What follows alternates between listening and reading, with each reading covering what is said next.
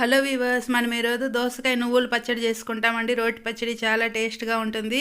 దీనికని ఇట్లా దోసకాయ తీసి కట్ చేసి ముక్కలు చేసి పక్కన పెట్టుకున్నాము. ఇంతలో పెనం పెట్టుకొని నువ్వులు వేసుకొని బాగా వేయించుకున్నాము. కొద్దిగా జీలకర్ర కానీ వేసుకున్నాము నువ్వులలో.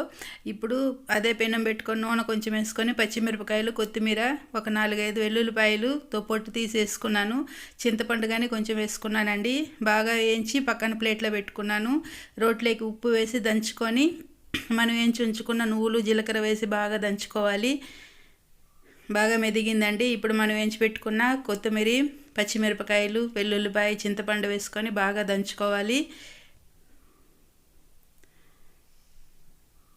ఇప్పుడు మనం తరిగి పెట్టుకున్న దోసకాయల ముక్కలు వేసుకుంటామండి.